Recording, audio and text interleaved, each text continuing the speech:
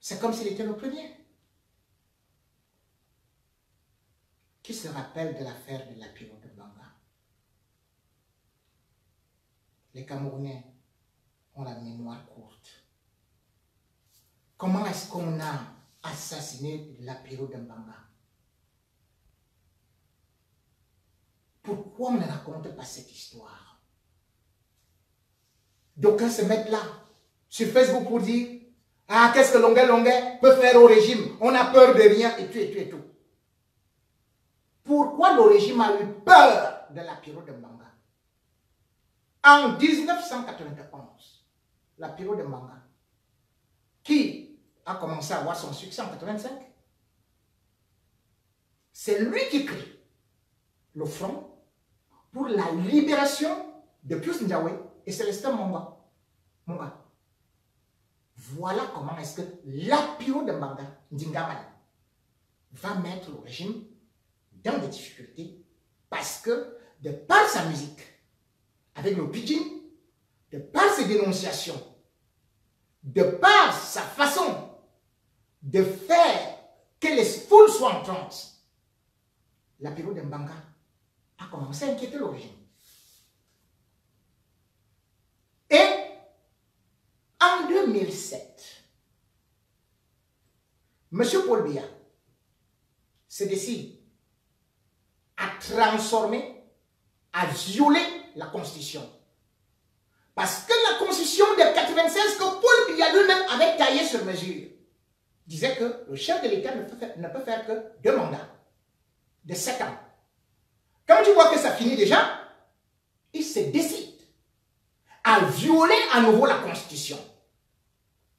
C'est là où Lapiro de Mbanga sort un morceau dont le titre est Constitution constipée. On arrête Lapiro de Mbanga. On interdit les morceaux de Lapiro de Mbanga sur toute l'étendue du territoire national. Nous sommes en 2007.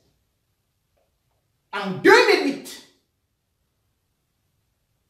les villes mortes éclatent. Parce que Biya veut forcer le verrou de la Constitution. Parce que Biya veut une fois de plus se représenter alors que la Constitution le lui interdit. Et qu'est-ce qu'ils vont faire? Ils vont donc arrêter Lapiro de Mbanga. Ils arrêtent Lapiro de Mbanga le 9 avril 2008. On l'enferme. Le temps d'enfermer Lapiro de Mbanga qui mobilisait les jeunes, on fait passer la Constitution, la fausse, le 10 avril 2008. On séquestre Lapiro de Mbanga, on le tabasse, on l'humilie. Et par la suite, Lapiro de Mbanga est condamné le 24 septembre 2008 par le tribunal de grande instance du Mungo. À combien? 3 ans de prison ferme. Plus une amende de 280 millions de francs CFA. Un artiste.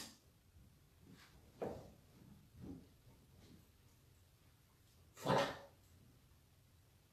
On conduit Lapiro de Mbanga à la prison de Diobel.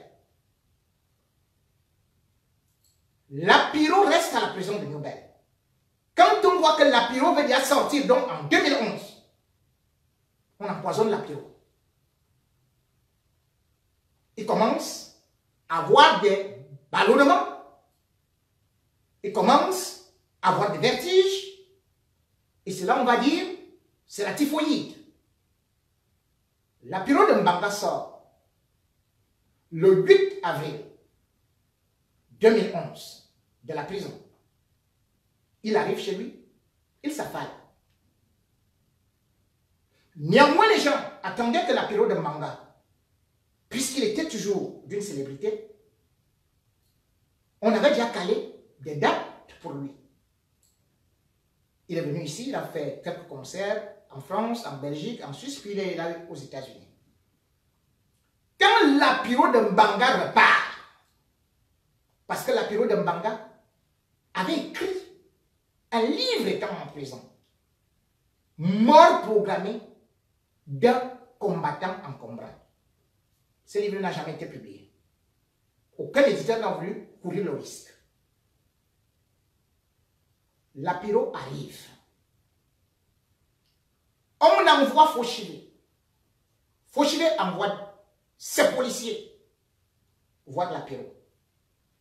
Que s'il continue, on va l'abattre.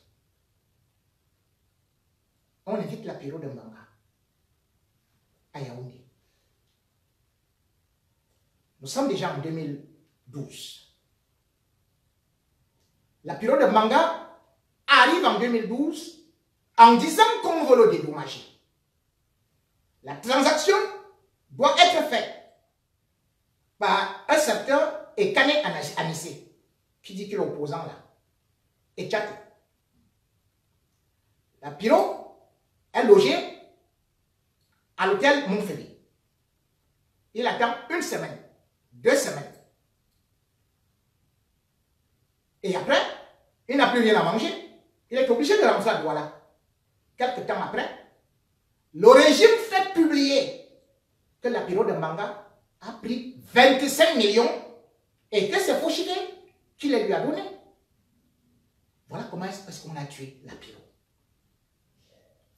Le peu de gens qui avaient du crédit, les peu de gens qui lui accordaient du crédit, de la sympathie, ont cru qu'ils ont été trahis par Lapiro de Mbanga. Or, c'était un coup monté par le régime. Quand on monte le coup de Longuet actuellement. Et c'est comme ça que Lapiro, il va quitter l'hôtel Montferry sans payer sa facture. Il s'est enfui. Quelqu'un qui avait, quand vous prétendez que vous lui avez donné 25 millions, où est parti cet argent? Pourquoi il est incapable de payer ne serait-ce qu'une facture? Entre-temps, Lapiro moisissait. Et en mars, au mois de mars, il y a un commissaire qui s'est présenté devant la maison de Lapiro avec un PA. Il a tiré 3 coups de fusil en l'air pour dire que c'est comme ça qu'il allait tuer Lapiro. Raison pour laquelle Lapiro quitte le Cameroun avec sa femme et ses 5 enfants. Malgré tous les traitements qu'il a pu subir, Lapiro n'en pouvait plus. Lapiro est finalement mort le 14 mars, le 16 mars 2014, avant de mourir. Moi, j'avais rencontré Lapiro ici à Paris, peut-être 6-7 mois avant sa mort. Il me disait, c'est fini. Il m'avait dit, ce pays, je m'en vais me reposer. Il m'a dit qu'il ne pouvait plus tenir.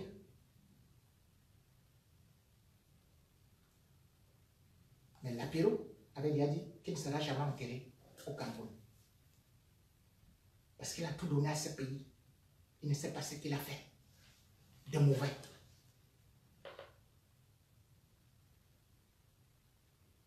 Tout juste parce qu'on reprochait à Lapiro d'être célèbre,